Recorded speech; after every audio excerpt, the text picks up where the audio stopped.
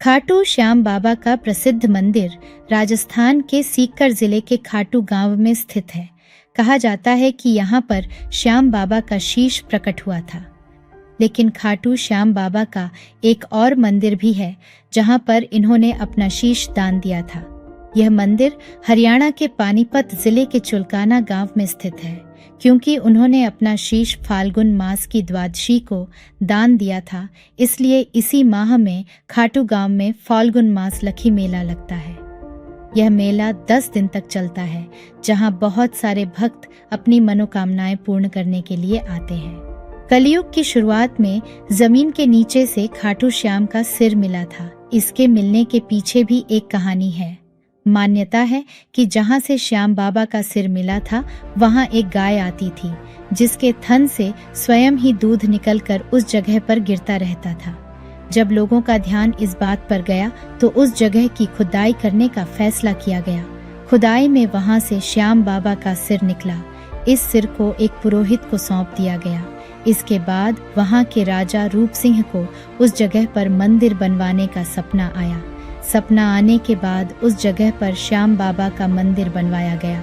परंतु खाटू श्याम जी के शीशदान की कहानी महाभारत काल से जुड़ी है, जिस समय उनका नाम बर्बरीक था। बर्बरीक एक महान योद्धा थे। उनके पिता का नाम घटोत्कच और माता मोरवी थी। वे भीम के पौत्र थे। बर्बरीक की माँ ने उन्हें बचपन से ही युद्ध की शिक्षा दी थी। बर्बरीक देवी माँ के भक्त थे। उन्होंने एक बार देवी माँ की कठोर तपस्या की, जिससे खुश होकर देवी माँ ने उन्हें दिव्य शक्ति दी और आशीर्वाद में 3 बाण भी दिए। ये बाण बहुत अद्भुत थे। इन बाणों में इतनी शक्ति थी कि ये अपने लक्ष्य को भेद कर वापस आ जाते थे। जब महाभारत का युद्ध चल रहा था तो बर्बरीक को इस युद्ध के बारे में पता चला। युद्ध का पता चलते ही उन्होंने वहां जाने का फैसला लिया। उन्होंने अपनी माँ से युद्ध में जाने की आज्ञा मांगी। माँ ने उन्हें आज्ञा देते हुए कहा, बेटा, मैं तुम्हें रोकूंगी नहीं, क्योंकि तुम वीर योद्धा हो, लेकिन मुझे वचन दो कि युद्ध हारने वाले की तरफ से ही लड़ोगे। माँ की आज्ञा लेते ही वो युद्ध के लिए चल पड़े। इससे भगवान श्री कृष्ण की चिंता काफी बढ़ गई, क्योंकि श्री कृष्ण जी जानते थे कि बर्बरीक केवल हार रही सेना की तरफ से ही लड़ेंगे। यानी जब वो कौरवों की तरफ से लड़ रहे होंगे तो पांडव सेना हार रही होगी और वो पांडव सेना का विनाश कर देंगे। फिर उन्हें माँ के वचन के अनुसार पांडवों की तरफ से लड़ना पड़ेगा। फिर वे कौरवों का नाश कर देंगे। इस तरह दोनों पक्षों का सर्वनाश हो जाएगा और अंत में केवल बर्बरीक ही रह जाएंगे। इसलिए भगवान कृष्ण ने उनका रास्ता रोकने के लिए एक ब्राह्मण का रूप धारण किया और बर्बरीक के सामने खड़े हो गए। ब्राह्मण बर्बरीक से बोले, हे वीर योद्धा, तुम कौन हो और कहाँ जा रहे हो? उन्होंने कहा, मैं भीम पुत्र बर्बरीक हूँ। मैं महाभारत के युद्ध के लिए जा रहा हूँ। ये सुन ब्राह्मण उनकी तरफ देखते हुए बोले, बस ये 3 बाण लेकर। बर्बरीक बोले, हे ब्राह्मण, ये कोई साधारण बाण नहीं है। इनमें से एक ही बाण सारे युद्ध को जीतने के लिए पर्याप्त है, क्योंकि ये बाण इतने दिव्य है कि ये जब तक अपना लक्ष्य भेद न ले तब तक ये वापस नहीं आते। फिर कृष्ण रूपी ब्राह्मण उन्हें अपना कौशल दिखाने को कहते हैं। बर्बरीक, ये सामने पीपल का पेड़ देख रहे हो, तुम्हें एक तीर से इसके सारे पत्तों को छेदना है। बर्बरीक भगवान का नाम स्मरण कर अपने बाण को पेड़ की तरफ छोड़ देते हैं। जब तीर एक एक करके सारे पत्तों को छेदता जा रहा था, उसी दौरान एक पत्ता टूटकर श्री कृष्ण जी के पैर के पास गिर जाता है और श्री कृष्ण उसे अपने पैर के नीचे ये सोचकर दबा लेते हैं कि ये पत्ता छेद होने से बच जाएगा। लेकिन सभी पत्तों को छेदता हुआ तीर श्री कृष्ण जी के पैर के पास चक्कर लगाने लग जाता है। बर्बरीक उनसे बोलते हैं, हे ब्राह्मण, अपना पैर हटा लीजिए। आपके पैर के नीचे एक पत्ता है। मेरे तीर का उद्देश्य केवल पत्तों को भेदना है, आपके पैर को नहीं। श्री कृष्ण जी उनके तीर की शक्ति को देखकर हैरान थे। वो मन ही मन में सोचते हैं, अगर मैं पांडवों को कहीं छिपा भी लेता हूँ तो भी उन्हें बर्बरीक के बाणों से कोई नहीं बचा सकता। पांडवों को बचाने के लिए श्री कृष्ण रूपी ब्राह्मण उनके तीर की तारीफ करते हुए कहते हैं कि बर्बरीक, मुझे तुमसे दान चाहिए।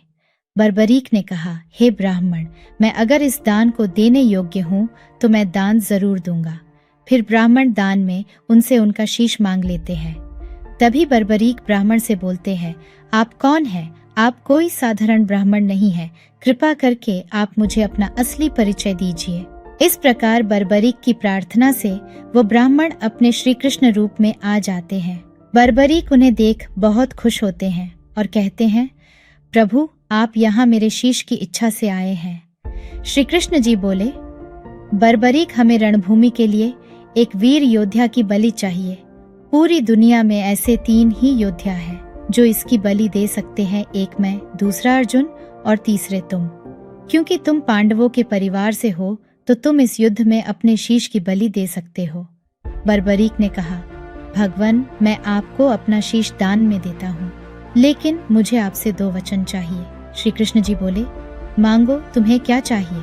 बर्बरीक कहते हैं कि पहला वचन तो ये कि मेरी देह को अग्नि आप देंगे, और दूसरा मैं महाभारत का सारा युद्ध अपनी आंखों से देखना चाहता हूँ।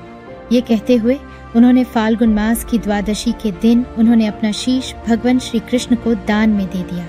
फिर श्री कृष्ण जी ने उनका शीश अमृत कलश में डाल दिया, जिससे कि बर्बरीक अमर हो गए और उनकी इच्छा स्वीकार करते हुए उनके शीश को एक ऊंची पहाड़ी के ऊपर रख दिया, जहां से उन्होंने पूरे युद्ध को देखा।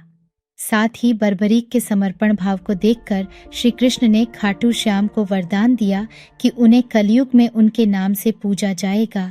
इसके बाद से बर्बरीक को बाबा खाटू श्याम के नाम से पूजा जाता है। युद्ध समाप्त होने के बाद एक दिन पांडवों में बहस शुरू हो जाती है कि इस युद्ध को जीताने का श्रेय किसको जाता है। 5 पांडव श्री कृष्ण जी के पास जाते हैं। श्री कृष्ण जी उनकी इस समस्या को सुलझाने के लिए उन्हें बर्बरीक के पास ले जाते हैं, क्योंकि बर्बरीक एकमात्र शख्स थे जिन्होंने पूरा युद्ध देखा था। कृष्ण जी कहते हैं, बर्बरीक तुम ही बताओ, इस युद्ध को जीताने का श्रेय किसको जाता है। बर्बरीक बोले, श्री कृष्ण जी ने ही इस युद्ध में विजय प्राप्त करने में सबसे महान काम किया है, क्योंकि उनका युद्ध में उपस्थित होकर शिक्षा देना और युद्ध नीति बताना बहुत ही सराहनीय है। और मुझे तो पूरे युद्ध में श्री कृष्ण जी का सुदर्शन चक्र ही घूमता दिखाई दे रहा था, जो कि शत्रु को काट रहा था और अर्जुन के तीरों को गति दे रहा था। इसलिए मेरी नज़र में इसका पूरा श्रेय श्री कृष्ण जी को ही जाता है। ऐसा सुनते ही 5 पांडव बर्बरीक के निष्कर्ष की प्रशंसा करते हुए उसे धन्यवाद करते हैं। फिर वो इस बहस के लिए श्री कृष्ण से माफ़ी मांगते हैं और कहते हैं कि प्रभु अगर आप न होते तो हम इस धर्म युद्ध को जीत ही न पाते। ये थी खाटू श्याम की कहानी। ऐसी और पौराणिक कथाओं और कहानियों को सुनने के लिए हमारे चैनल से जुड़े रहिए।